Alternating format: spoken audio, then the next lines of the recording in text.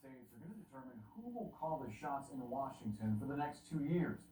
Emboldened by President Biden's lagging poll numbers, Republicans seem all but certain to pick up new seats and potentially take the House and Senate, while Democrats may have to find new ways to show voters they will keep their promises after self-imposed deadlines to pass key portions of President Biden's agenda came and went last year.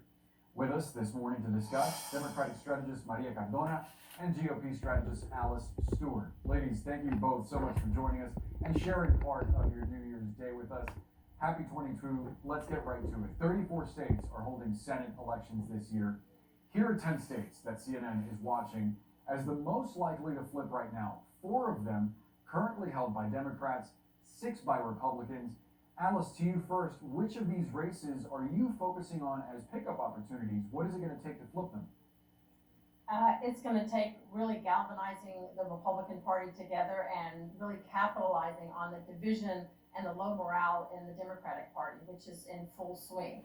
I happen to look at Georgia, my home state, because it was a pivotal race earlier in 2021, and I'm looking at Georgia to see the Raphael Warnock race get flipped back to Republican hands, and whoever it may be, potentially Herschel Walker, but I see Georgia as a big pickup opportunity, and certainly other states across the country can galvanize and focus on what we see as a low morale problem with the Democrats, and also the low accomplishment in terms of the Democratic policy agenda accomplishments. And so those are key places and ways we can look at turning over the Senate from Democrat to Republican. And Maria, where on the map are you looking? First of all, Boris, feliz año nuevo a todos.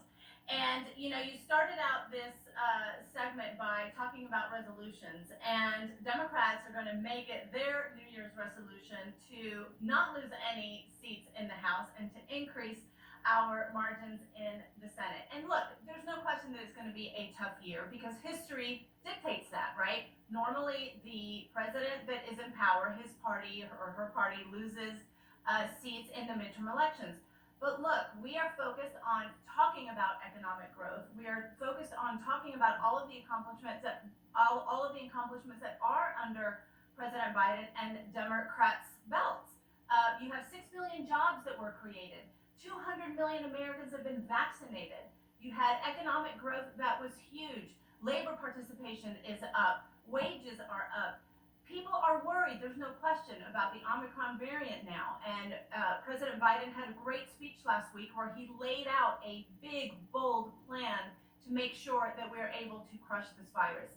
And so I think that there are a lot of opportunities for Senate pickups, as well as not just keeping the House, but increasing the House. And I know a lot of people are going to roll their eyes at that. But look, there are 8 more months where Democrats can make sure to talk about all of these great accomplishments, including the American Relief Plan, including the infrastructure bill. And while we did not build back better, at least in 2021, we are still focused on making it happen in 2022 because Americans' economies are at stake. The child tax credit has to pass. We have to pass universal health care, universal kindergarten for all of our kids, elderly care. And so we're hoping that Joe Manchin will come to the table, and who knows, maybe a senator as well, Lisa Murkowski, I'm looking at you, who understand that they have to govern and they have to meet the needs of the American people. And they are in need right now, and Democrats are going to continue to fight for them.